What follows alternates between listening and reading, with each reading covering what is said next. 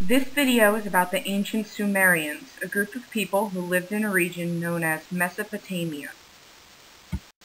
The last video was about the ancient Egyptians who lived near the Nile River, located here. This video is about the Sumerians who lived here, in a region where there's actually two very important rivers. This region is known as the Fertile Crescent. Fertile means that the land has good soil and many crops can grow here. The area outlined on this map is the Fertile Crescent, and it stretches between two different bodies of water, the Mediterranean Sea and the Persian Gulf. The ancient Sumerians lived in a part of the Fertile Crescent known as Mesopotamia. Mesopotamia means the land between two rivers. The two rivers are the Tigris River and the Euphrates River. Just like the ancient Egyptians developed a civilization near the Nile, the Sumerians developed a civilization in the Tigris-Euphrates River Valley.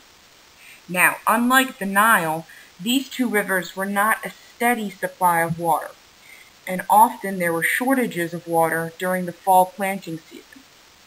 These rivers did flood, but the floods weren't predictable like on the Nile, and the water level changed from year to year. Still, living near these unpredictable rivers was better than living in the desert surrounding the Fertile Crescent. People living in Mesopotamia tried to control the floodwaters using irrigation to make agriculture more stable. Early villages built dams and channels to control the floodwaters of the Tigris and the Euphrates. Later, people organized their labor to work together and build canals and ditches to bring water from the rivers to irrigate their fields.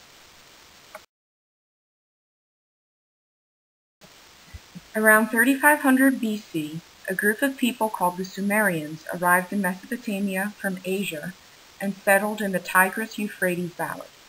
This area became known as Sumer and is considered the birthplace of the world's first cities. By 3000, Sumerians had organized themselves into 12 city-states. Now, a city-state was bigger than just a city, but it wasn't as large or complex as states are today. A city-state consisted of a city and all the land surrounding it, and each city-state would have their own separate governments, and each one was different.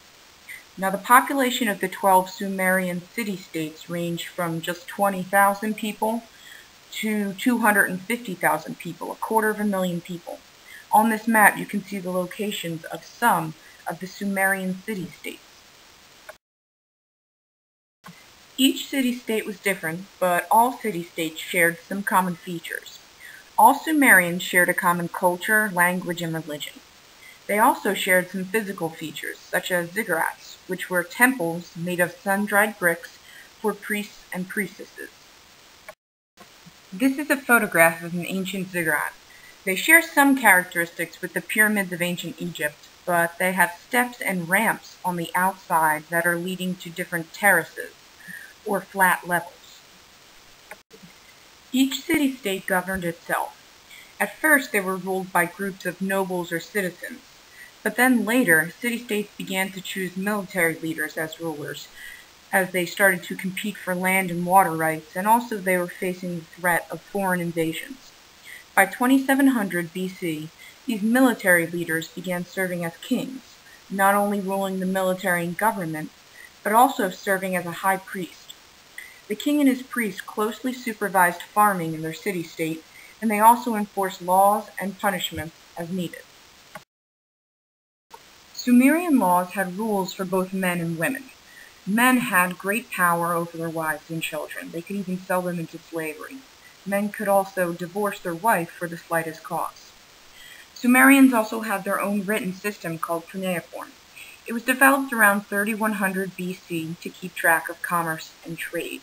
It's believed to be the oldest writing system in the world. It started as originally pictograms written using a sharpened reed on a wet clay tablet that would dry and harden. And then it developed into using symbols for more complex ideas. Sumerians practiced polytheistic religion, which means that they believed in many gods. They had gods for different natural forces, like the rain, the moon, the air, And they also had gods for human activities, including plowing or brickmaking. The highest god was An, who was responsible for the seasons. Now, unlike ancient Egyptians, Sumerians felt that they had little control over their daily lives, and they believed that their afterlife would be in a grim underworld without light or air. Sumerian city-states had special schools for scribes who wanted to learn cuneiform, but just like in ancient Egypt, most people could not read or write. The Sumerians are responsible for several important innovations, including the wagon wheel, the arch, the potter's wheel, the sundial, and they also developed a number and calendar system.